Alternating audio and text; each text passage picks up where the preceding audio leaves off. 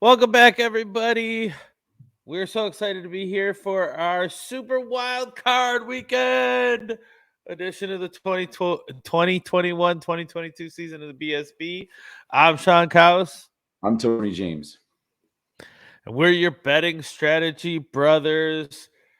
Tony, I am so excited to be back. Yeah, we had a couple weeks off with the holidays, and then Mhm. I got put in COVID protocol and couldn't do it last week. So I'm super excited to be back. You did a great job filling in last week. Thank you so much. You were awesome I, all by yourself. I'm not gonna lie, I appreciate that, but it was tough and missed hearing your voice. And you are the one who drives the wheels of steel here. So, um, I don't know you about know that. that that's super important. But you know what the important thing is? The important thing is we have 6 playoff games this weekend over 3 nights. And it's time to make some money, man. And the playoff time is a good time to do that. I agree. Before we get into that, quick reminder for you guys. We are teachers by trade. So we're here to teach. We're here to help you. We don't guarantee anything we do say on this show. We are betting it ourselves. We are doing this, but we don't guarantee it. We're hoping, just like you guys are, to take down Vegas. Um, but we are teachers by trade. So we're really here more for helping you guys, more for giving you ideas, more for giving you, making you feel more comfortable when you're making bets.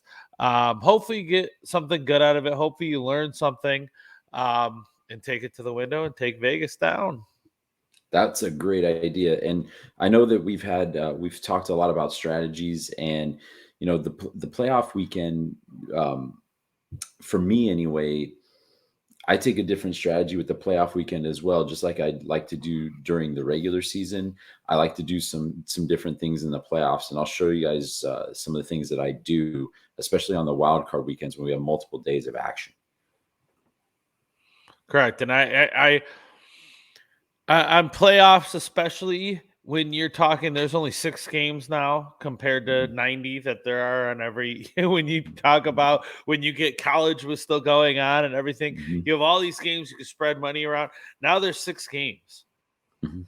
And granted, there's still hockey, there's still basketball, and we mix this stuff in there too. But there's 6 games, so we've said before we do a ton more bets than we do on here because we don't have time on the show to go over everything.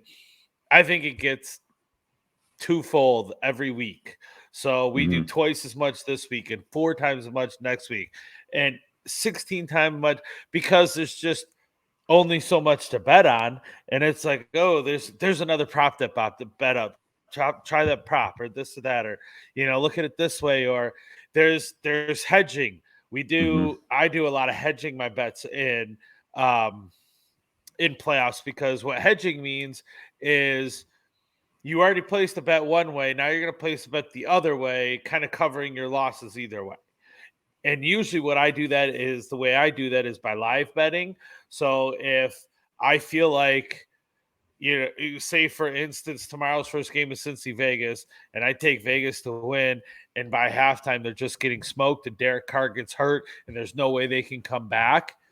Mhm. I'm going to hedge my bet now, and for the second half, I'm going to bet on Cincy to try to get some of that money back. So there's all sorts of different more things we do in um, playoffs because there's only so many games. Yeah, exactly. And we don't have as many to root for, but as to pick from. But one of the things that the books like to do for us, though, is they like to enhance the number of prop bets that we can bet, which is really nice, um, and make those a little bit more exciting. So that's something else that we can pick from. Agreed. So something we also do way more of during the playoffs is drink. Yes, I love Is that. That's drink. love that very much. So now we're talking about our flavors of the week. I'll start this week. So I am coming back off COVID. Um, so I figured, beer just still doesn't sound right. And be honest with you, this is the first drink I've had in a long time. So I figured, orange juice usually helps, with with getting better. So what Mhm. better than, a little vodka and that orange juice? But when I drink, I don't like your classic screwdriver. I like to do a screw up, which means I actually throw some 7 Up in there or some Sprite in there a little bit to kind of spice it up a little bit, gives it a little more of takes the tang away from the orange juice a little bit and helps give it a little fizzle and tastes so good. So that's what I'm doing today. I'm doing my screw up. What do you got over there?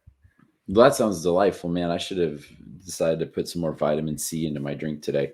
I have from Coronado Brewing Company, I have this thing called Weekend Vibes because it's a long weekend. I need some good vibes this weekend. And so I have a sixer of that in the refrigerator, not in my belly right now. That would be Nice. bad. But I can, if you're a betting person, I would bet that all of those remaining weekend vibes end up in my belly at one point this weekend. Yeah, a better over under bet would be when will the last one be gone? And part of that has to do with how your Raiders game is going to go tomorrow, I'm sure. Oh, well, if tomorrow goes completely sideways, I'm just going to hit the hard liquor and then it'll be all good. So, Nice. but we'll see what happens there for sure. All right. So before we get into this week, let's see how we did last week. And I'll start because you had the better week. So I'm going to go ahead and start because I didn't have as good of a week as you did. I did win my straight bet of the Saints winning. I knew they'd Hmm. be Atlanta trying to get in the playoffs. So my $20 got me 10 there. I did hit four of my 5 round robins. But Indy screwed me just like Indy screwed probably half the planet. So I got 50 of my $52 back on the round robins. My teaser was terrible. I took Bama on the show, and then once it got closer, I Hmm. actually took Georgia. Um, but I couldn't change that bet I already placed. But I took Bama, I took Indy, I took a bunch of losers. Jonathan Taylor, I lost my bet of him. Rushing, Josh Allen had a couple touchdowns, but he didn't rush for any. So my prop bets went down in a flame for $41. My freaking pleaser, my $20 teaser that would have won me $900. I did not think Rodgers was going to play. I heard him say I wanted to play. I was like, Oh, no, he's not going to play. They're not going to play him. There's no way they're going to play him. So I took the under in that, saying they're not going to play him.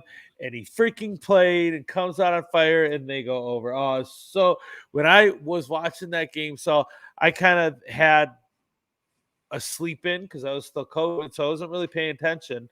And then when I mm. woke up and I turned on that game and I was like, fucking Rodgers is playing. Son of, if he wouldn't have played, that would have been 9. I was so pissed. So anyway, I bet 153, got back 80, down 73.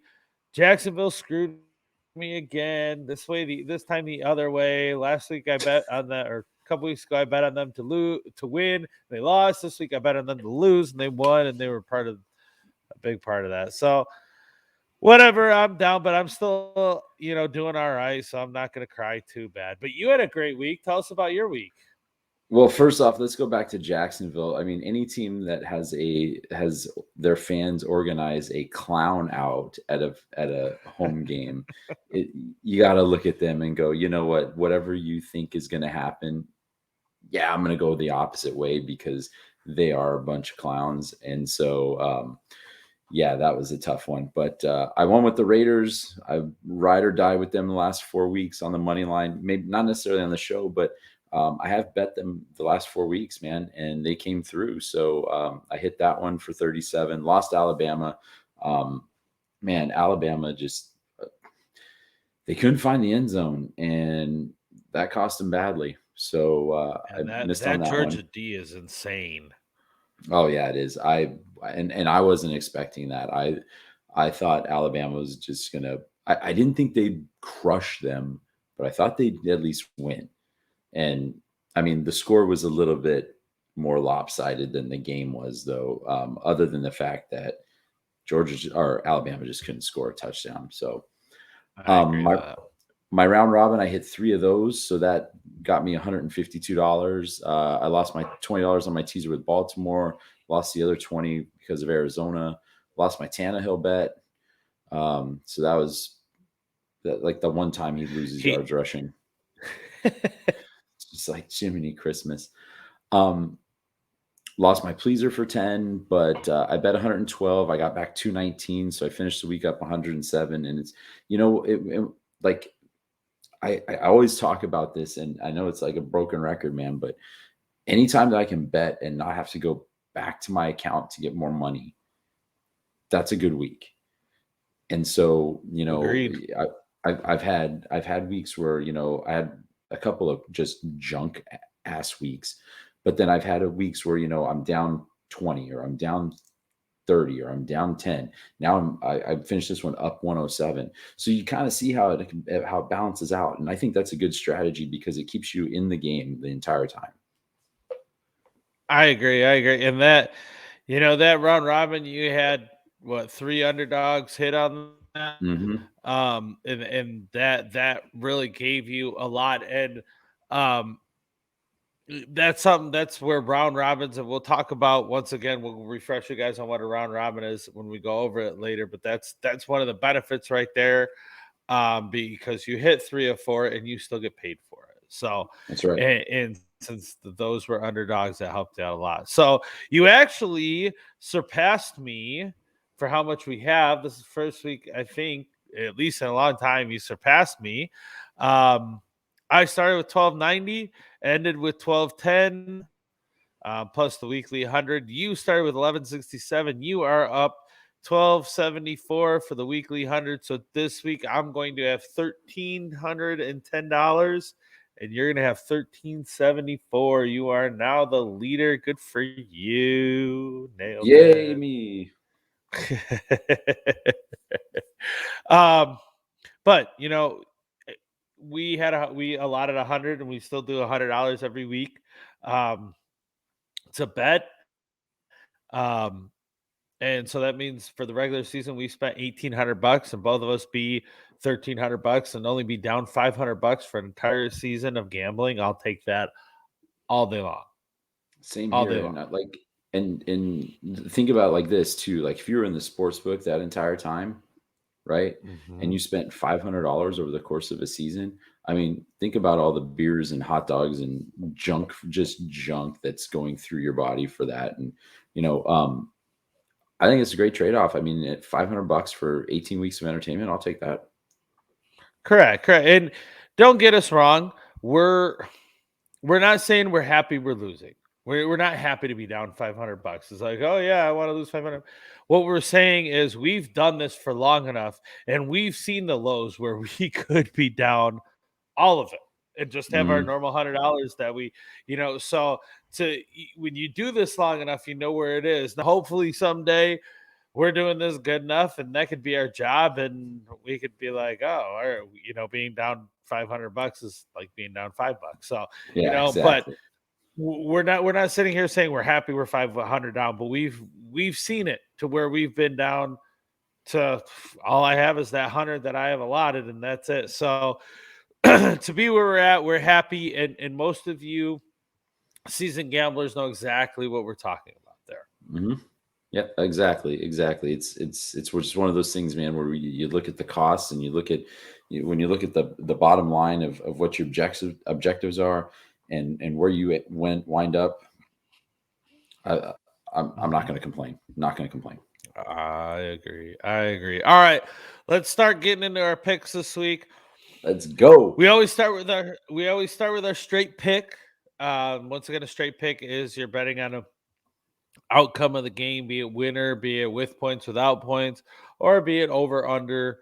Some prop bets are straight picks too, but we stick to the game one. So my straight pick this week, I'm going to the first ever Monday night playoff football game, and I'm going Yes. Arizona Rams over 49 and a half. Um, that's 20 to win, 18 on that.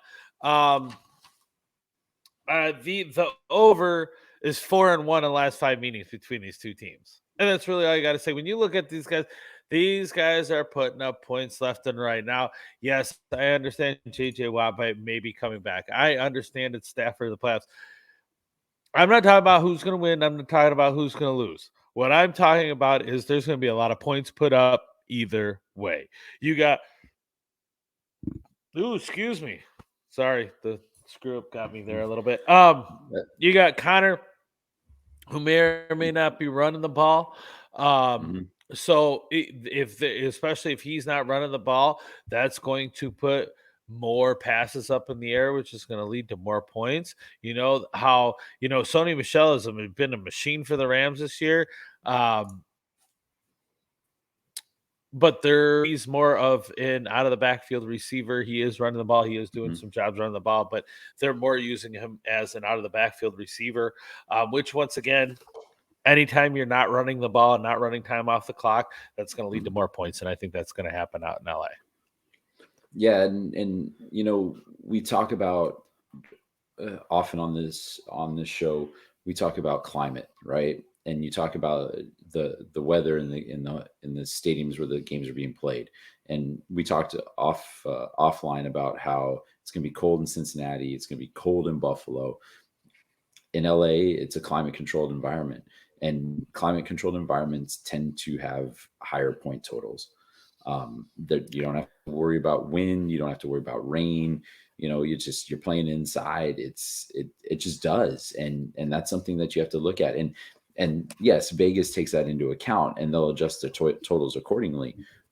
But you have basically two teams that play indoors all the time. That sounds like an over game to me as well. And something that happens in indoor games happens less in indoor games than outdoor games is missed field goals. And True. every point counts when you're trying to get your over. So Hmm. I can't tell you, and I'm sure you've been in the same boat where I've lost overs because the dude shanked the kick at the end of the game because of wind or whatever the case may be. And not that it can't happen in a dome or a controlled environment, but it doesn't happen as much. Okay, there's less Hmm. variables to try to kick that ball. And kicking a ball through the field goal post is not easy. I don't care who you are. It ain't easy. The less variables you can have, the better. So that also leads to better points. And on top of that whole thing, the Rams have Cooper Cup. He's the Triple Crown. He's a Triple Crown winner. Yeah. He led with receptions, 145, 16 TDs, 1,947 receiving yards. You don't get that production without putting up points, and they're going to put up points. Arizona, I don't think is going to get blown out. I don't think Rams are going to win 30-5. I guess five's not a score, 30-7. And I don't think it's going to be a blowout like that. I think they're Uh-huh. both going to get their points. So I'll take the over. And I'm not even talking about who's winning or who's losing yet. Yeah, and it should be an exciting game, and the fact that it's on a Monday night is going to be very interesting too. Because now the thing about the schedule is every game is the only game on, which is nice. But Monday night always has this mystique about, oh, it's Monday night and everybody's watching. I think it's going to be very exciting. I can't wait to watch this game. I think you're right. I think this game goes over. Yeah, we'll save it. We'll save the sides for a little bit. How's that sound? Yeah, I'm in on that. All right, what's your straight pick this week? My straight pick, I'm going against what I usually do again, because I love points, but I think this game is not going to have nearly as many as people think. I'm taking the under in the Raiders Bengals game, under 48.5. My $33 is going to win me $30, as I'm getting it at minus 110. It's going to be about 30 degrees in Cincinnati. I don't know if this Raiders team is accustomed to playing in this type of environment. And that concerns me. I could see this being a game where the Raiders do a lot more running than passing. Um, if that happens, that leads to and if they're successful at it, that leads to longer drives and fewer possessions. That being said, Cincinnati is very good at running the football. The Raiders are kind of okay at stopping the run. So, um, yeah, I see this game as going under. And here's the thing, Cows. If Cincinnati is able to establish the run and they are successful at running the ball, they're more likely to keep running the ball. And if they do that, this game's going under.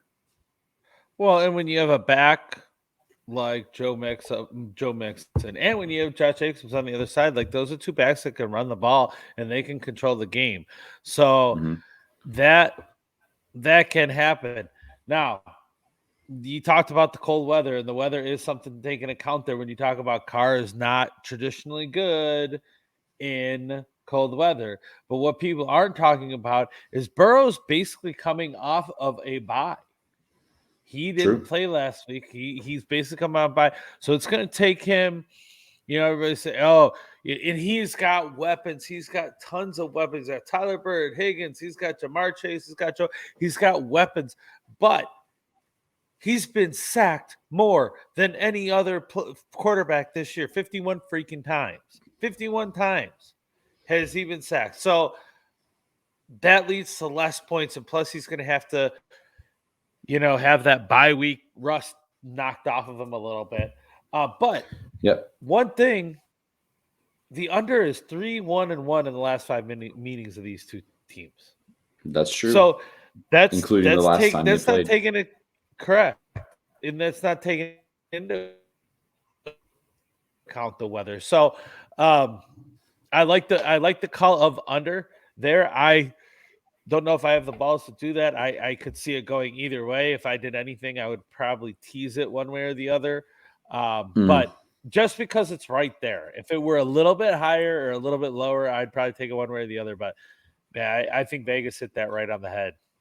So you're braver Yeah, than and me. just a couple other things to throw at you. The under has in the last 4 Cincinnati playoff games is 4-0, and in the last 5 games that the Raiders have played after a straight up win, it's 4 out of the last 5 it's gone under. The only one that hasn't, last week. So Really? I this did not this know game that. this game screams under to me. So that's where I'm going to put my money where my mouth is.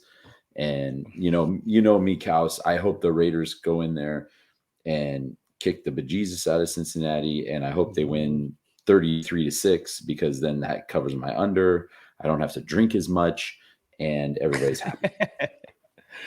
Well, we'll get into sides here in a minute, but I do like your under there. All right. Now, round robin, we're going to get into our round robins. Once again, a round robin it's basically a parlay. We started the year doing parlays. And a parlay is you take 2, 3, 4, 5 outcomes of games. So you can mix money lines, you can mix spreads, you can mix over-unders in there and put them together and increase your odds to try to get a bigger payout. But everything has to hit. Now, what a robin does, a round robin makes a bunch of different parlays for however many teams you put in. Okay. So if I have a 3-teamer this week, you have a 4-teamer this week. So we'll take a 4-teamer. Each team, you can do the 2. So these 2 and these 2 and these 2 are their own parlay. And then you can do these 3 and these 3 and then those 3 as a parlay. And you get all these different parlays that they put together for you. Now you could absolutely sit there and take your time and go, I want to put $5 on these 2. I want to put $5 on you could do it yourself, but Vegas does it for you by doing a round robin. The nice thing about it is you just do a straight 14 parlay and you hit 3 or 4, you lose. You don't get any money back. You lose that parlay. Where like last week, your round robin, you hit 3 or 4. You didn't get all of the 300 or some dollars you should have won. 152 of that back, and that's still a win for you because you only spent 22. So Mm-hmm. round robin, it almost makes you feel like you're stealing because even though you bet a parlay and it all didn't hit, you still get money back. But hopefully you hit it all and you get all your money that you should have won. But if nothing else, you're still getting some money. And that's where I personally like it as, yeah, maybe I didn't get all my money back, but instead of spending $50, $100 on a parlay and losing it all, I spent $50, $100 and got back half of it at least or something like that. So Yeah. that's really why I like round robin. It's still a parlay. Still a parlay. So that's why I do them. That's why I like them. My round robin this week, like I said, I have a 3-teamer. I'm going Buffalo on the money line. I'm taking Philly and Pittsburgh both with their points. I'm taking both the spreads. So I'm betting. I have a total of 5 bets. Now, this is another thing that's really nice about round robins is you can pick what you want to do. You can pick, um, do I want just the twos, meaning I just want everything put in two teamers, or do I want the threes included? Or if you're doing 14, do I want all the threes and all the fours and everything put in, or what I want? So that's nice with the round robin. I am picking all 7 bets I could do. I'm putting $5 on each. So 5 times 7 gives me $35 I'm paying out, and if I'll hit, I'm getting back $63. So I'm not making a whole ton. I'm basically doubling my money, a little less than doubling my money if they all hit. But I'll take my chances. Um, Tomorrow night, Buffalo's going to win, and you guys know me. I'm avid Bills Mafia. That that that Love is it. that is that is 100% correct. However, first of all, rookie quarterback is 0-6 in the postseason since 2010. 0-6 in the postseason 2010. Only there's been there's been 8 times where a rookie quarterback could win their first game in the playoffs, but of those, 2 of them were rookie quarterbacks paying against themselves. Mhm, So, like one rookie quarterback versus another rookie quarterback. So, there's only been six mhm. times where a rookie quarterback has beaten a veteran quarterback in their first playoff game in NFL history. It's not going to happen. It's not going to happen. It's not that he's proven he's been going downward. He kind of, I don't want to say he hit a ceiling. I do like Mac Jones. I do think he's going to end up being good for New England. But he just, I think I don't know. I honestly can't. I've watched him, and I can't figure out what is wrong with him. And I'm not saying something's wrong with him. I think maybe he started to get a little too big for his britches. Maybe is the best way to put it. He started trying to do more than he should have. He came out against Buffalo, and they beat him in Buffalo when they ran the ball. And that was the notorious. He only threw it 3 times, and then he goes out there and he starts throwing and he starts lighting up people. And then it's like, okay, yeah, I can do this. I don't have to run the ball only 3 times. And now, oh wait, Mhm. I gotta figure this out a little bit. This is the NFL. I can't just do that. So I think that's what happened to him. But everybody's gonna refer back to that game when they beat him 14-10, and all they did was run the ball, run the ball, Yep. run the ball, run the ball, run the ball, run the ball. However, that game, first of all, if you remember, freaking Allen threw a dime to Diggs in the end zone, and Diggs lost it in the air. If he would have caught and it hit him right in the hands, he just didn't see it. He would have caught that they won, and this is a whole different conversation anyway. But regardless of that fact, he threw that in like 40, 50 mile an hour wind gusts, and he still dropped a dime. There at most there's going to be 17-mile-an-hour wind gusts, which is not very much. It's going to be freezing freaking cold there, but Mhm.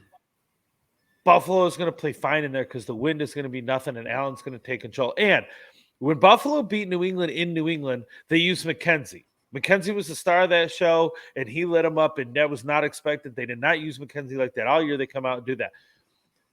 They're going to do something different that New England hasn't seen yet, really, and they started to show it already. They're going to use Singletary a lot more, and they're going to run the damn ball. Buffalo's not done that all year, and I've been complaining, and I've been happy. I've been texting you, oh, Dabble OC, Mhm. our OC has interviews here and there. Go take them, take them, take them. But I think they're going to run the ball, and I don't think New England's D is going to be ready for that, and that's what's going to happen. So, I mean, when you look at previous stats and previous meetings between these two teams, New England owns it all. They really do. And I can't deny that. But Buffalo is now poised. The Buffalo is going in the right direction. When you look at the last 4 games compared to New England's last 4 games, Buffalo has they're going, and it's all what you get hot. I mean, look at a couple years ago when freaking Cardinals went in at 9-7 and made a Super Bowl run. Like Yep. it's when you get hot and the Bills are hot and the Patriots are not. So Buffalo wins that game. I got Philly plus 8.5. Philly, Tampa is just it's still Brady. In as a Bills fan, I hate to say this, but Tom Brady should get the MVP this year. Plain and simple, he should get the MVP. He I led the agree. league in passing yards. He led the league in touchdowns, and he's 90 years old and he's doing that. He should get the fucking MVP. Period. But he's not going to. It's probably going to be Rodgers, which is kind of. And don't get me wrong. I'm not taking away from what Rodgers did. It's just Brady should be getting it. But when you look, Tampa is just missing too many people on offense, on defense. Are missing too much. Past two games, they've given up over 100 yards rushing, which that was their bread and butter before, is being able to stop the rush. And the past two games, it showed they can't. In last couple of weeks, they've struggled with an RPO. They haven't faced anybody that can do an RPO like Hurts and Sanders can. And that's going to hurt them. I don't think they're going to be able to do that. The one thing that's going to hurt Philly is that they don't blitz that often. And we all know to beat Brady, you got to make them uncomfortable. They don't blitz that often. So that goes against me. But I think Tampa Bay wins this. And I think it's a field goal or even a touchdown game. But since 10-1, or since 2001, Philly's 10-1 against the spread in the playoffs. Philly's 10-1 against the spread in the playoffs. Now, oftentimes we talk about, that was different personnel. That was different personnel. But since 2001, there's a ton of different personnel that went through there. It's not like a different year. So there's some stats that just stick out to you as that's just how that team works. Now, something I did find funny about this whole game is that this is Hurts' first playoff game. This is Tom Brady's 46th. When Tom Brady made his first playoff start, Jalen Hurts was 3 years old.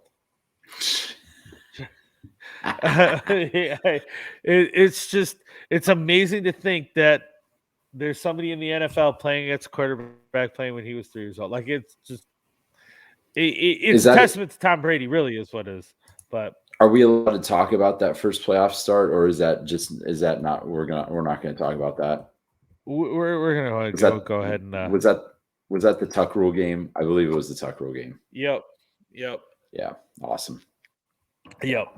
But I was not going there. I was trying to just bring that out. But you got AB obviously buried himself. You got Chris Godwin out. You got Leonard Fournette out. He still does have Evans. He still does have Gronk. I just don't think he has enough weapons on the offensive side to blow them out, is what I have. Yep. Now, Pittsburgh, 12.5 against KC.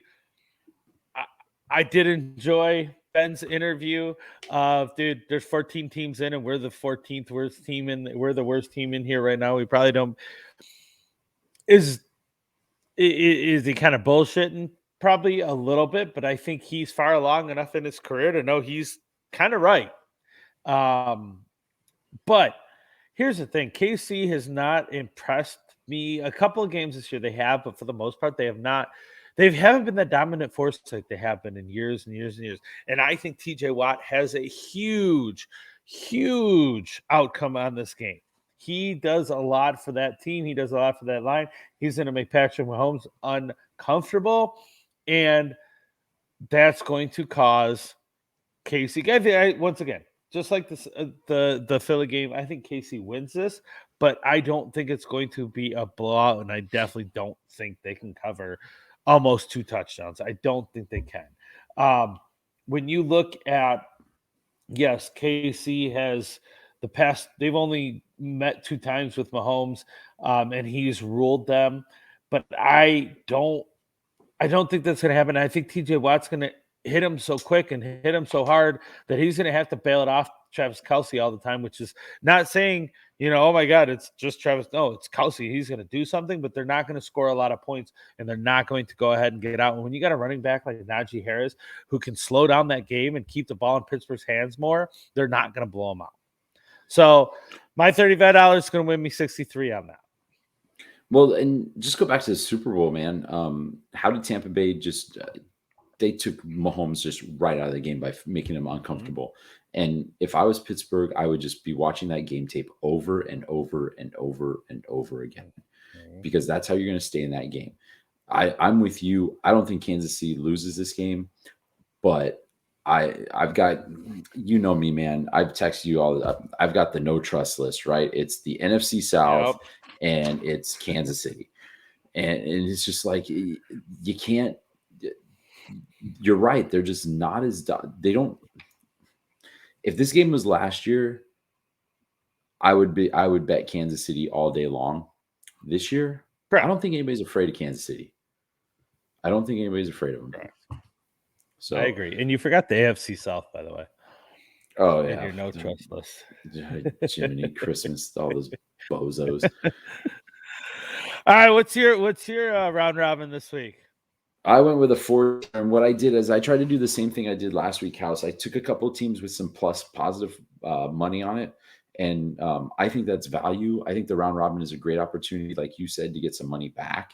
And last week on my round robin, I had 4 teams. I had 3 positive money lines, and they all hit, and that's why I was able to cash in a little bit more. So I did the same thing this week, except I got 2 positive money line picks. I've got the Raiders, the Buffalo Bills, San Francisco 49ers, and I've got Arizona and the Rams over 49.5. So that's $5 a bet times 11 bets. That $55 is going to win me $380. With the Raiders, it's more so just they're on a streak right now. I would love to see that streak continue. And here's the thing, right? All they need to do is just stick around. The first time they played, they got behind quickly, and that was the end of the game. If they can stick around, keep it close, you never know. And you know what? I'm not going to lie to you. If this game comes down to a field goal, I'll take my chances with Daniel Carlson every day of the week because that guy is nails. Yeah, I agree. If they Buffalo, I were think they're playing in just. Vegas, even more so. Oh yeah, because he's never missed there, right? Mm-hmm. Buffalo, I think they're just better than the Patriots. You're right. We talk a lot about that 14-10 game, but that was an anomaly. Like, Mm-hmm. and most of those Patriot wins have been with Tom Brady. So it's like, yeah, it's kind of important, but it's not really that important anymore because he doesn't play for that team. So I like the Bills Yeah. here. I think it's a close one, but I like the Bills. San Francisco is my kind of like quote upset special of the weekend. Um, I was really impressed when they got down last week to the Rams. They could have just said, you know what, we're done. And that defense literally carried them to a victory. They got the stops when they Yeah, needed they it did. to, and they just turned that entire game around. And plus, San Francisco runs the ball so well. They are, man, Mm-hmm. that offense is that running offense is incredible. So, and and and here's the thing about running teams, Kaus, and you've watched Buffalo do this too. You may not see the results of a team that runs the ball. You may not see the results in the first quarter, and you may not see them in the second quarter. But if you keep pounding away at that defense, by the third and fourth quarter, that defense is worn the hell out, and you're able to do whatever you want. I see that happening with San Francisco. I think they go into Dallas. I think they win. And then I've got Arizona and the Rams over 49.5. Same reason that you picked. Stayed away from the side on this bet. Went with the total. This is going to be a point parade, man. I can't wait to see it. So that 55 will win me 380 if everything hits. If some of it hits, I have a good chance of getting my money back. Correct. I agree. More than your money if you get 3 or 4. You'll still get more. You'll still be plus money on that. For We sure. talked about Buffalo. We talked about the Arizona LA over.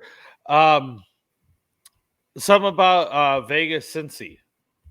Last time they met was in 1990 in the playoffs. Sorry. Last time they met That's in the the playoffs. Bo Jackson game.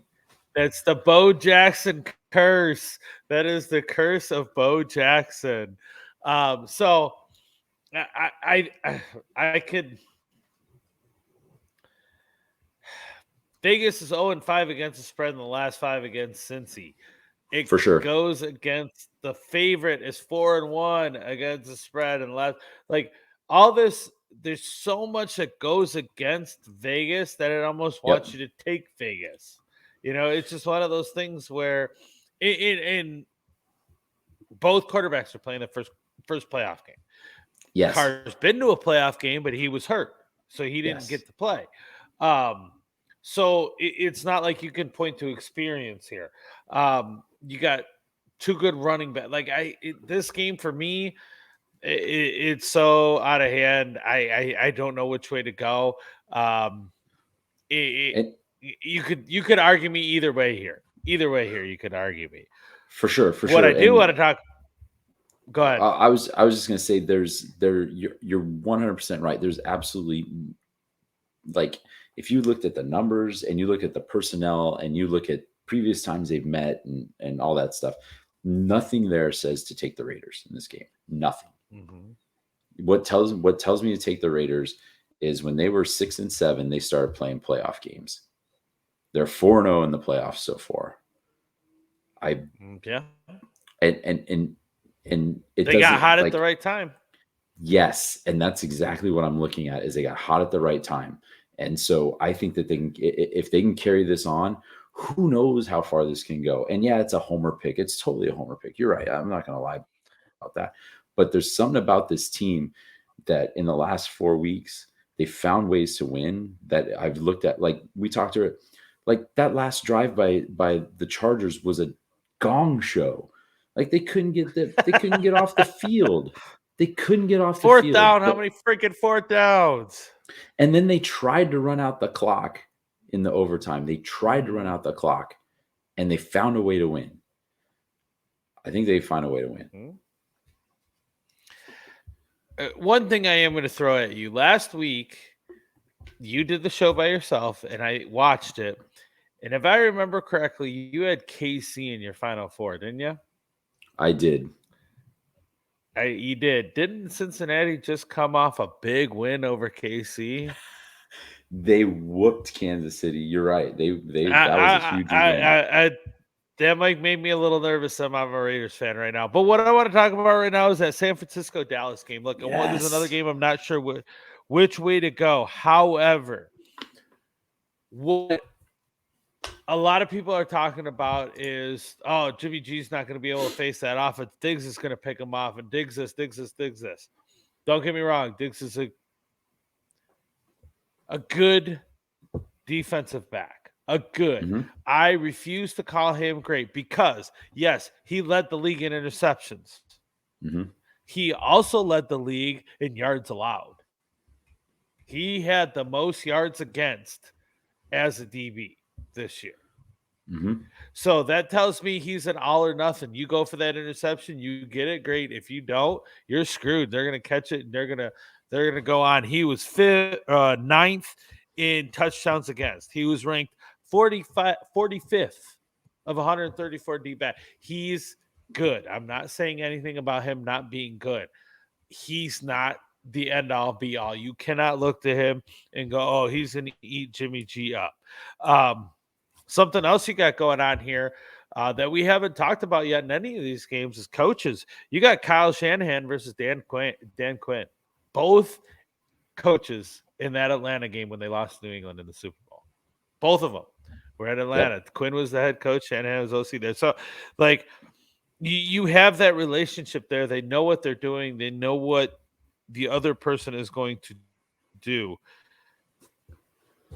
This is another game that, once again, on paper, there's so much going against San Francisco that you want to pick them, especially after how they came in. Now, last week was we have to win to get in. True. And granted, it's playoffs and you have to win to keep going, but it was a different scenario. Now they're in. Last week it was like we want to keep our hopes alive. That's a little different situation there. So, in the Rams, I don't want to say they didn't have much to play for. They were still playing for home field, but they were not. I don't think they were as motivated. So San Francisco beating the Rams is definitely in Dallas coming off of beating a Philadelphia team that was playing their second and third stringers and Uncle Rico. Like it's not as impressive, but.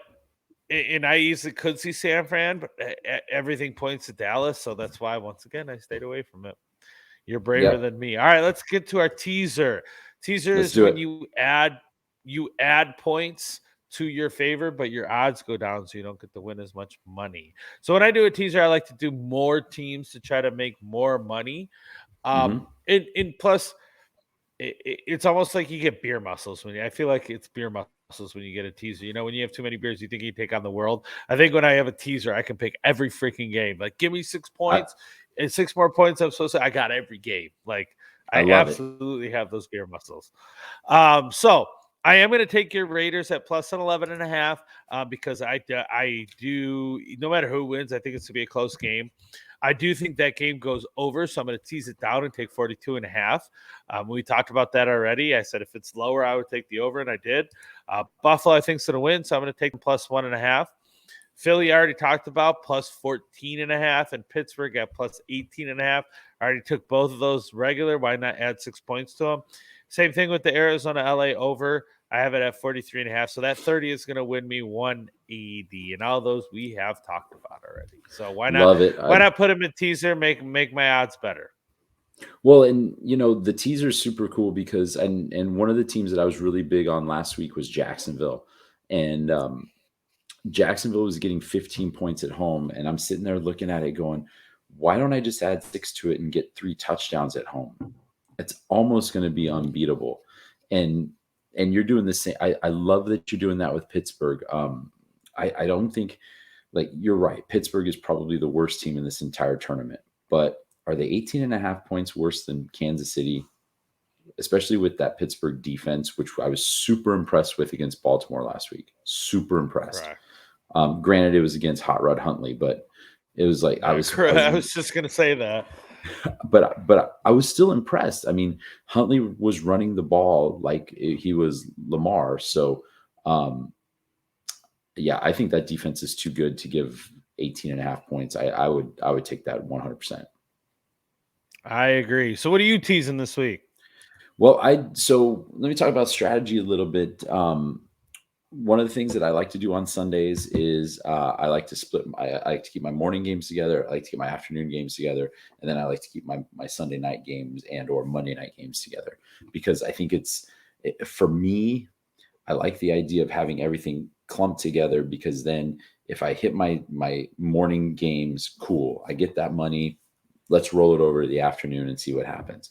So I did something similar here. I have a Saturday teaser, which I got Vegas. I took the under, so I went the other side. But the cool thing about this, Kaus, is we can both win. I took the 6 points, I added it to the 48.5, and I'm going under 54.5. I took Buffalo and a 1.5 on that one. And I took Buffalo and New England under 49.5. I was thinking about the weather a little bit. We talked about how it's going to be kind of cold. Do I think it's going to be 14-10? No. Do I think it's going to stay under the total? Yes. And so let me bump that up a little bit. That $30 is going to be 78. Go ahead. Especially when Buffalo runs the ball more than New England's expecting them to. So that's definitely going to help your under. For sure. I love that very much. And then my idea, Kaus, is that I'm going to take that Saturday, those 2 games on Saturday. If I'm able to collect on that teaser, I'm going to roll some of that money over to Sunday, where I have Tampa Bay minus 2.5, San Francisco plus 9, Pittsburgh plus 18.5, just like you, and San Francisco and Dallas over 45. So that $30 is going to win me another $78. Go ahead. I don't like this. I'm just telling you, I don't like this. I don't like Tampa Bay. Tampa Bay, Philly, I already talked about. They're just missing too much, and Philly could. You're right. You're 100% right. Tampa Bay is missing a lot of players, but I think they're 3 points better than Philadelphia, even with all the players they're missing. And what's going to be interesting, Kaus, and you can't, like, look, we're a betting show. We usually look at the week. I'm kind of looking a little bit ahead right here because if Tampa Bay advances, I think they're in trouble. Yeah, I think they could be in trouble. Something else I don't like about this one is San Francisco Dallas over. And because what you already said I did. was You're right. San Francisco can run the ball and they have a good D. And I agree with you 100% that they have a good D and they can run the ball. And Dallas can run the ball, even though Dallas has scored a lot of points this year. But I mean, San Francisco proved last week they can hang and they can put up some points. So it's not a bad bet. And if I were going to bet one way or the other on this, I probably would do exactly that: tease it down and Hmm. then bet over. But if San Francisco controls the pace of that game that like Shanahan wants to, and they run the ball, it's not going to go over. And that was, and you know what, Kaus, you're exactly right. And I was thinking about that, and I'm like, do I tease it up and go under, or do I tease it down and go over? And I was like, yeah. And You're an over decided, guy. You're an I over decided guy. to go over because I'd gone under on everything else. That is exactly the reason why I went over on this one, because I'd gone under on everything You're an else. over guy. Well, So as always, I hope you always win, but all right, let's get into our prop bets. Remember, prop bet is something that no matter you could bet every single person in you could bet on anything in the Cardinals game. And mhm. let's say Kyler Murray has this many touchdowns and this many rushing yards, and Agent Green has a touchdown or whatever. You can bet all these random things about what's happening in the game. No matter how the game ends up, as long as that happened, you win your money. So I'm actually doing 2 prop parlays I this week. love your prop bets this week. I have parlay, so I'm putting, I'm kind of taking a strategy out of your book, how you usually do afternoon. And I'm doing by game. Okay. Mhm. So I'm going, in both of mine are for tomorrow's games. I'm taking the first game, I'm taking Joe Mixon going over 75.5 rushing yards. And I'm taking Hunter Renfro is going to score a touchdown. Putting those together in a parlay, my $10 is going to win me 42. Hunter Renfro, he scored 2 in that freaking Chargers.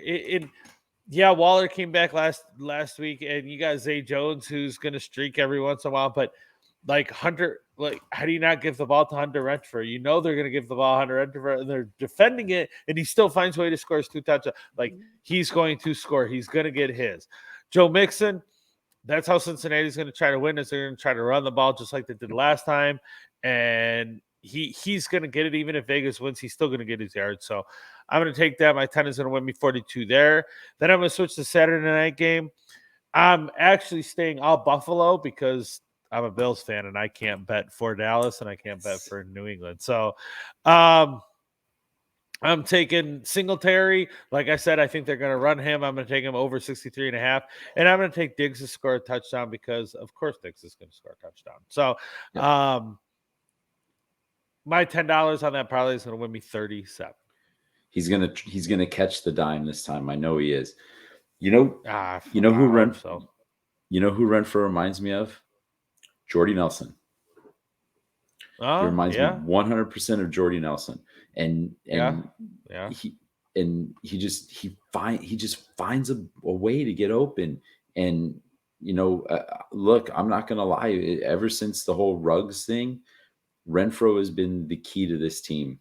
Mm-hmm. You know, and especially with Waller being out for 4 or 5 games, it was Renfro. That's who it was. Yeah. And you're right, he just finds a way to get open.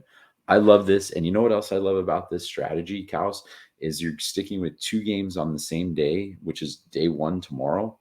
And when those win, you can take that $79 and go to the next day. And that's what I love about this. That's part of my strategy. So, What do you got going go. on here? I really like one of yours. Well, I went to Sunday for mine, so maybe you can take your money and bet on this. My first prop bet is for Rashad Perryman to score a touchdown for Tampa Bay, since they're out of like everybody. Just like uh, they got Gronkowski and Mike Evans, and Don't Pay the Perryman. I think Don't Pay the Perryman is going to get a touchdown. That $10 is going to win me 20. The reason why I like this though, Kaus, is it's giving me plus 200. That's And exactly why I like that one right there. Perryman did score that game-winning touchdown a few weeks ago that we don't have to talk about.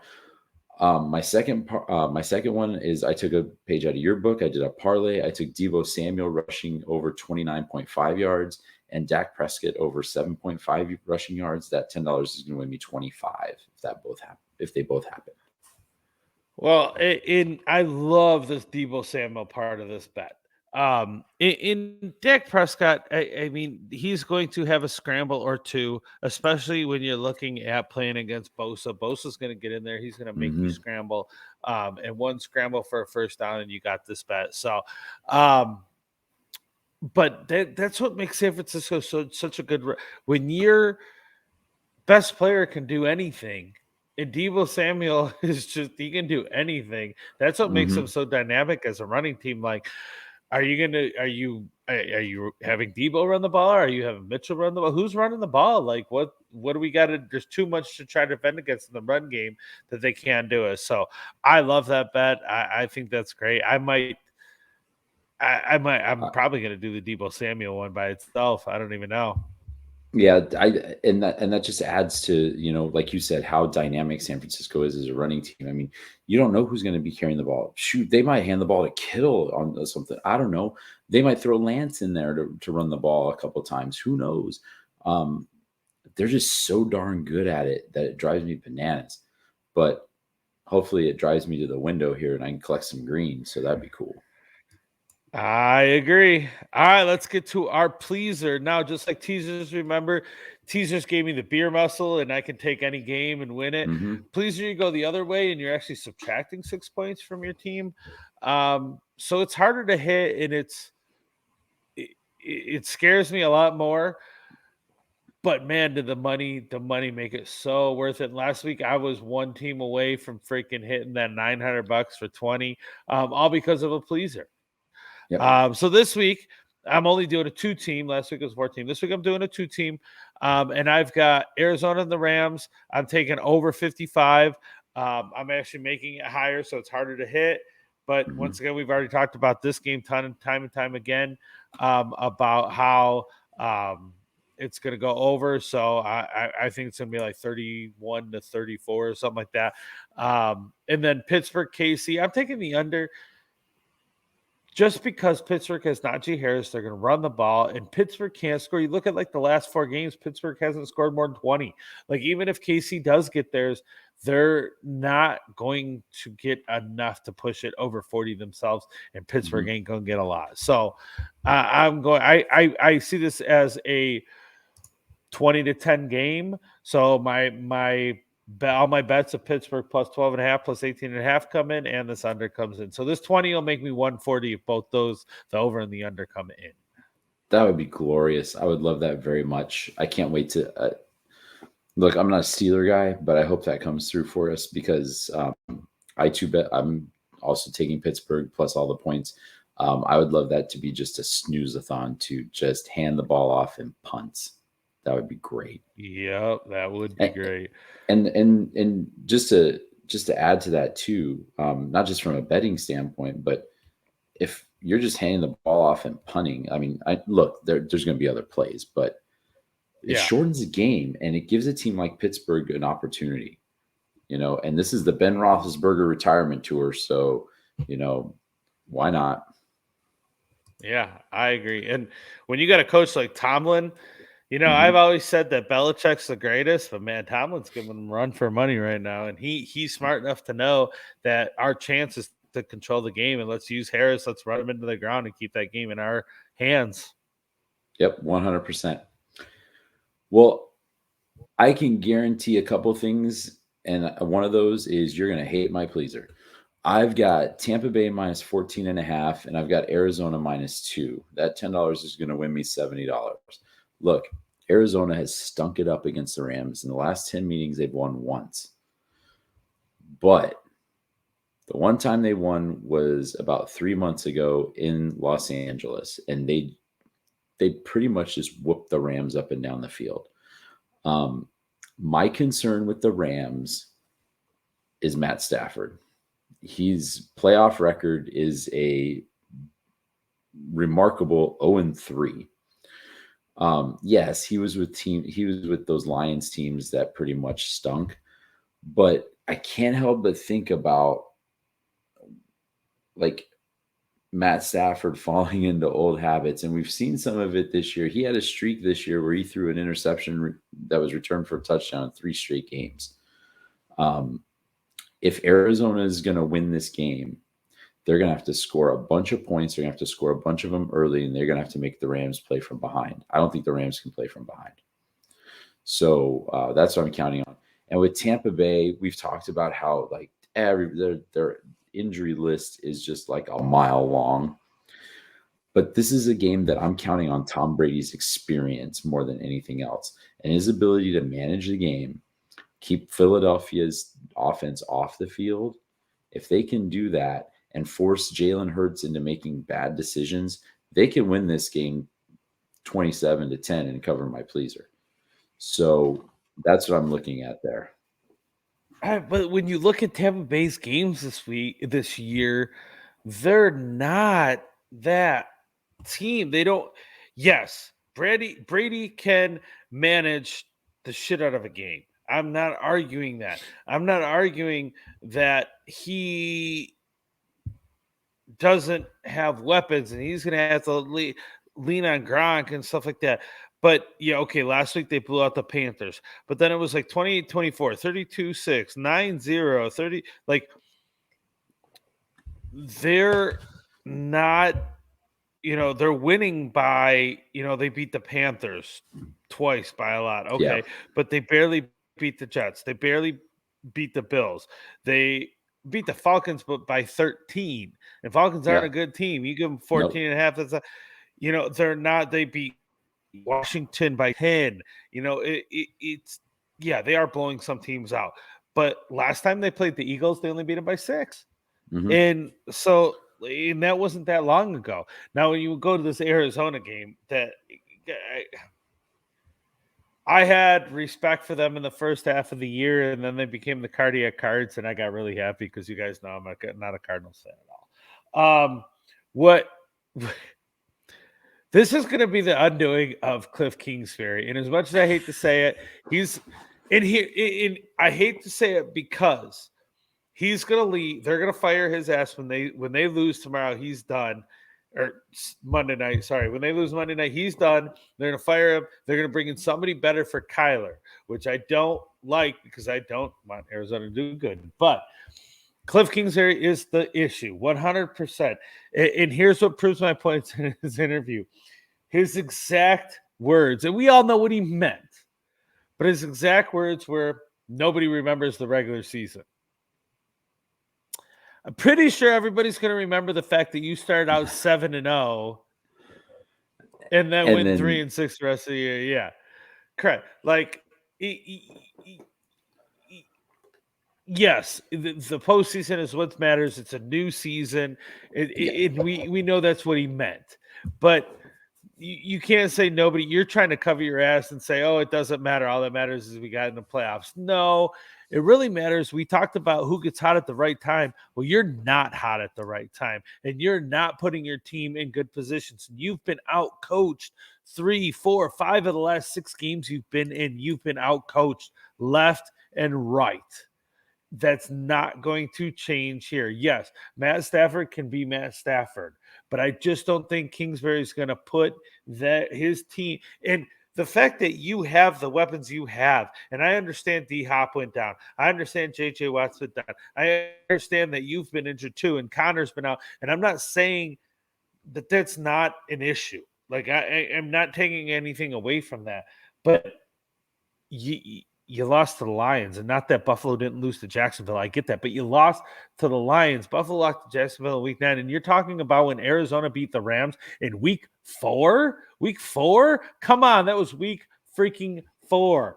Anything can happen in week freaking 4. Like, you had a chance. You had your chance to beat a down Seattle team. Seattle's been the pain in your butt. Russell Wilson's a great quarterback, and I want to take it. This was the year to own them, and you own them, and you win the division. And you can't do that going into the playoffs. You know you're in the playoffs. All you got to do is win to get the division, and you can't beat Seattle at home. Like, give me a break, dude. You're not gonna win this game. There is, like you said, they've won one of those games. That one game was in week 4, and that's what you're going as. You go 7-0, and then you go 4. And there's just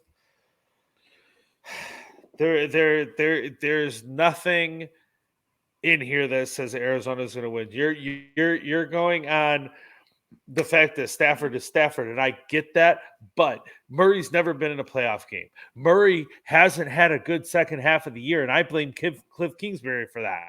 Like, do you blame yes, Cliff Stafford? Go Do you ahead. blame Cliff or do you blame his loss of weapons? No, I blame Cliff. A good coach can deal with loss of weapons, and he can't. He a good coach can adjust, and he can't adjust. He can't. He has these plays, and then it's, oh, Kyler, go run around and go do something and go make something happen on your own talent. You need to coach that kid, and you're not. You're trying to let him use it with the weapons he has. You had to, at some point, go, I don't have weapons. I have to teach this kid how to deal with not having Mhm. weapons, how to dump it, how to make safe plays, how to get, and he did it.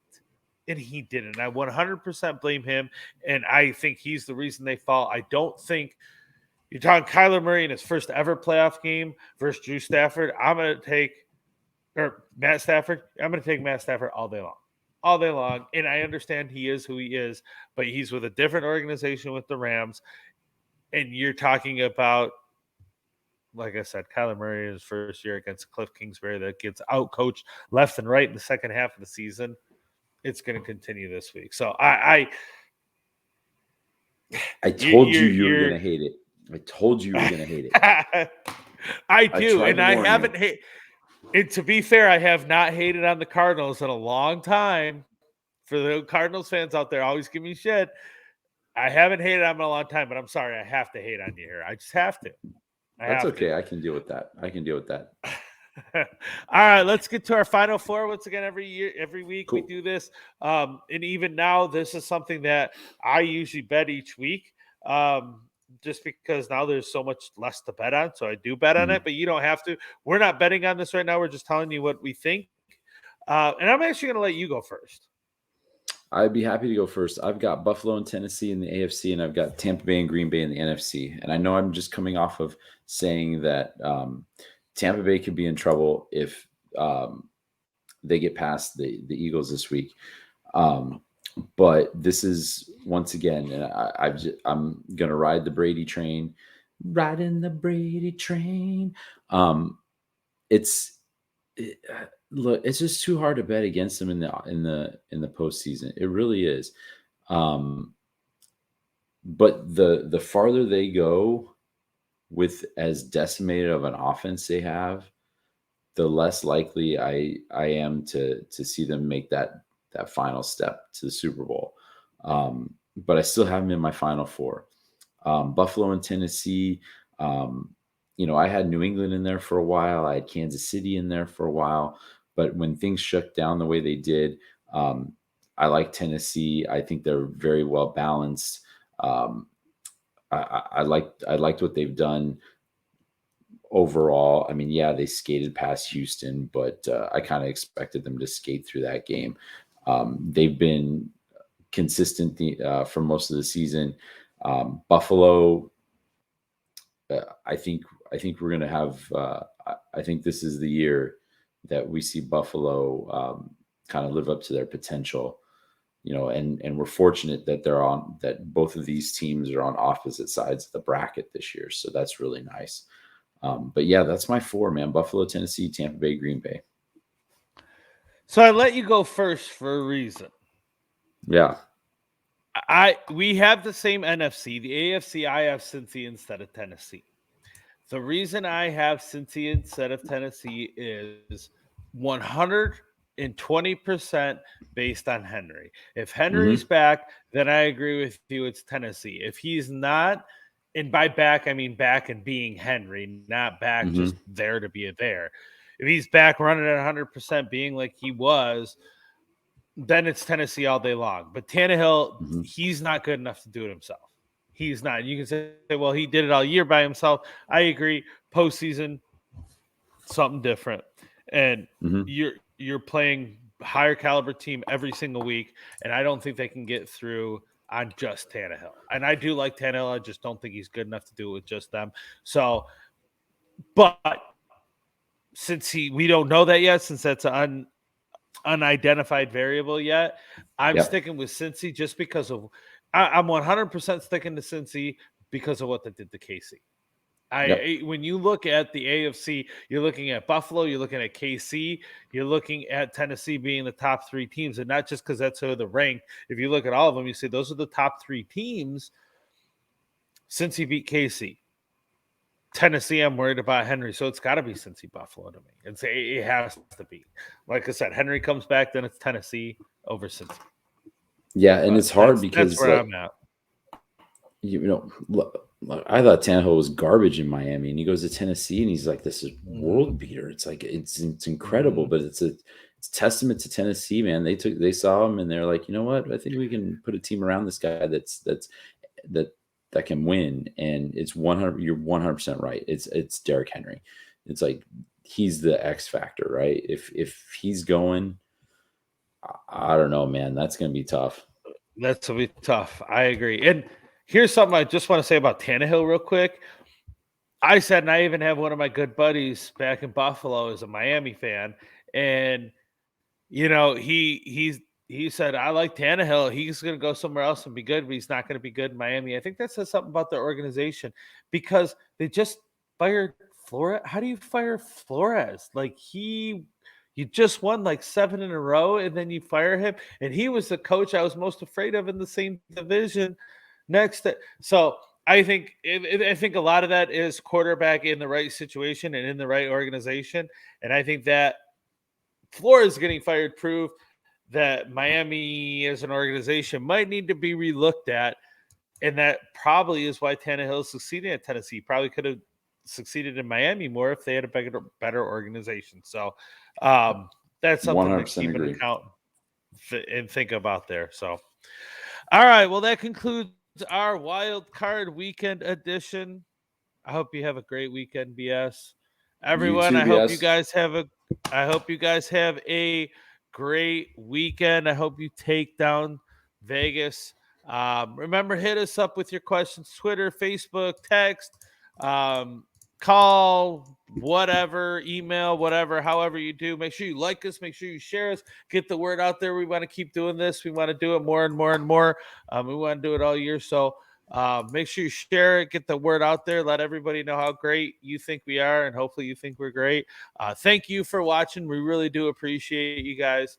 And we do not guarantee anything we predict. Have a great weekend. Go Bills. Love you, BS. Love you. See you later. Bye bye.